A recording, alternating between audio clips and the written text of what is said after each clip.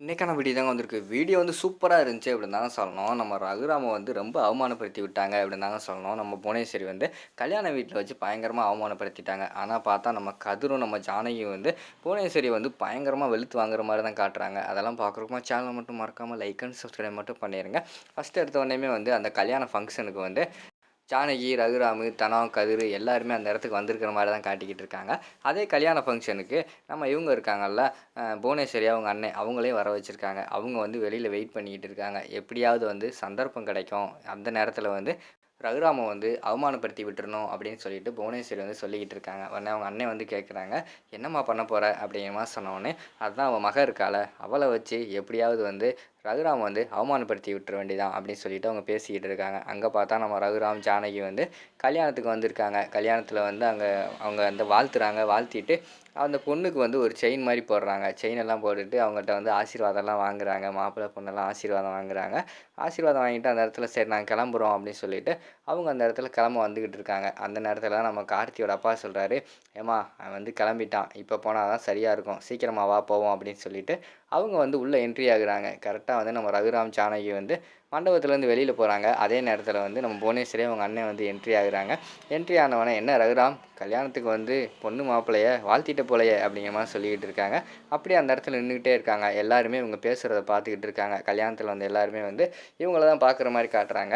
அந்த நேரத்துல வந்து நம்ம புவனேஸ்வரி வந்து சொல்றாங்க, "சரி, இப்ப அந்த பொண்ணுக்கு செயின் போட்டயே, ஒரு 10 பவுன் இருக்குமா? பார்த்தா அப்படித்தான் தெரியுது. நல்ல பெரிய செயினா தான் போட்டிருக்க. ஆனா ஊர்ல உள்ள எல்லாத்துக்குமே செய்ற. உன் பொண்ணுக்குன்னா செய்ய மாட்டேங்கிறியே!" அப்படிங்கிற மாரி சொல்லி கேட்காங்க.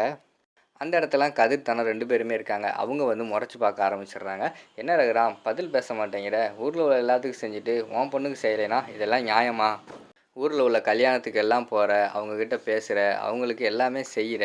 ஆனாலும் உன்னோட பொண்ணுக்குனா மட்டும் செய்ய மாட்டேங்கிறியே! ஏன் கதிர் வந்து நான் வளர்த்த பையன், என் பையன் மாதிரி அப்படி இப்படின்னு சொல்லிட்டு ஊருக்குள்ளலாம் சுத்திக்கிட்டு திரிஞ்சியே! இப்ப அவனுக்கு உன் பொண்ண குடுத்துருக்க. கடைசில உன் பொண்ணுக்கு ஒண்ணுமே செய்ய மாட்டேங்கிறியே! ஏன் உன் பொண்ணுக்கு ஒரு நியாயம், ஊருக்கு ஒரு நியாயமா?" அப்படிங்கிற மாரி சொல்லிக்கிட்டு இருக்காங்க.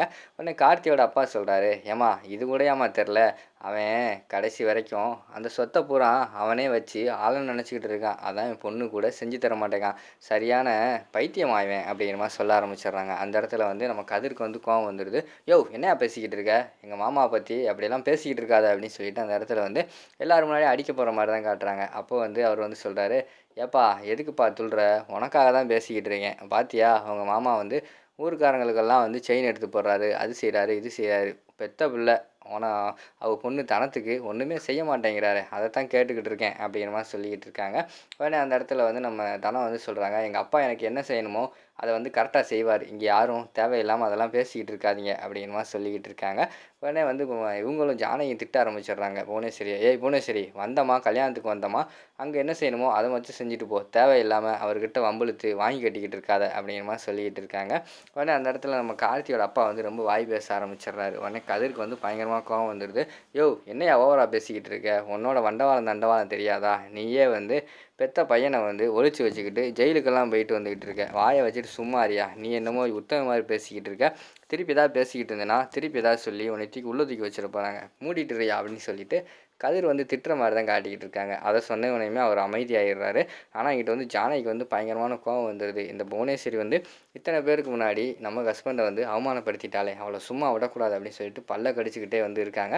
அந்த இடத்துல நம்ம ரகுராம் வந்து, "வா ஜானகி போலாம். இதுக்கு மேல இங்க இருக்கக்கூடாது." அப்படின்னு சொல்லிட்டு விறுவிறுன்னு அவங்க கூட்டு போற மாரி தான் காட்டுறாங்க. ஆனா நம்ம ஜானகி வந்து புவனேஸ்வரி வந்து மொறச்சு பார்த்துக்கிட்டே போய்க்கிட்டு இருக்காங்க. அதோட பார்த்துக்கிட்டிங்கன்னா இந்த வீடியோ வந்து முடிச்சிடுறாங்க.